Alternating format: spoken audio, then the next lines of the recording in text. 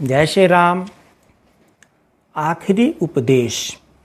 गुरुकुल में शिक्षा प्राप्त कर रहे शिष्यों में आज उत्साह का दिन था। उनकी 12 वर्षों की शिक्षा आज पूर्ण हो रही थी और अब वो अपने घर को लौट सकते थे। गुरुजी भी अपने शिष्यों की शिक्षा दीक्षा से प्रसन्न थे और गुरुकुल की परंपरा के अनुसार शिष्यों को आखिरी उपदेश देने की तैयारी में थे। उन्होंने ऊंची आवाज में कहा, आप सभी एक जगह एकत्रित हो जाएं, मुझे आप लोगों को अंतिम उपदेश देना है।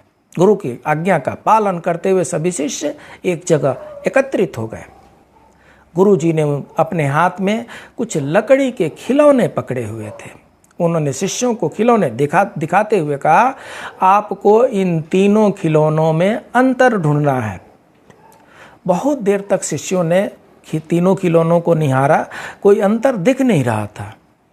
अचानक उनको एक अंतर नजर आया और अंतर ये था कि एक गुड्डे के सिर्फ एक कान में छेद था, दूसरे गुड्डे के दोनों कान में छेद थे और तीसरे गुड्डे के एक कान और मुंह में छेद था। ये 3 तरह के गुड्डे थे। उसके बाद से गुरु जी ने क्या किया, धातु का एक तार दे दिया एक शिष्य को और उन्होंने कहा कि इसको इसके कान में डाल करके देखो। तो सबसे पहले उसने धातु के तार को उस गुड्डे में डाला जिसके दोनों कान में छेद थे। इस कान से डाला और इस कान से वो धातु निकल गई। दूसरे शिष्य को दिया तो दूसरे शिष्य ने इस कान से डाला और वो धातु का तार इस मुंह से निकल गया। तीसरे शिष्य को दिया जिसके कान में सिर्फ एक ही छेद था और उसमें उसने धातु के तार को डाला, वो कहीं नहीं निकला। गुरु जी ने इन तीनों दृष्टांतों का 3 उपदेश बनाया और उन्होंने कहा, आपके भी जीवन में ऐसे ही 3 प्रकार के व्यक्ति मिलेंगे।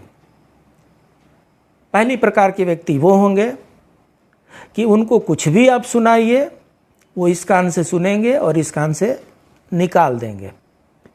ऐसे व्यक्ति को कुछ कहने और न कहने से ज़्यादा फर्क पड़ने वाला नहीं है, इसलिए इनसे गंभीर बातें न करनी चाहिए।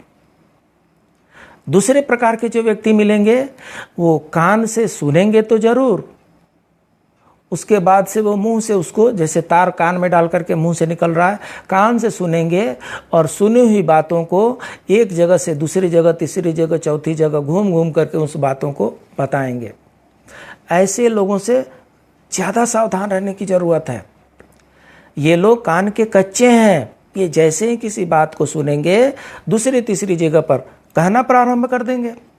इसलिए ऐसे लोगों से कभी भी अपना राज साझा नहीं करनी चाहिए। और जो तीसरे प्रकार के व्यक्ति होते हैं, उनके कान में कुछ भी कहिए, उन बातों को वो आत्मसात कर लेते हैं, अपने पास ही उसे डाइजेस्ट कर लेते हैं। वो बातों को इधर उधर नहीं फैलाते हैं। वो इसलिए जिन पर आप भरोसा कर सकते हैं, आप उनसे ही विचार विमर्श कीजिए, उनसे ही सलाह लीजिए। यही वो लोग हैं जो आपकी ताकत है। इन्हें कभी भी आपको खोना नहीं चाहिए। तो ये था गुरु का आखिरी उपदेश। जय श्री राम।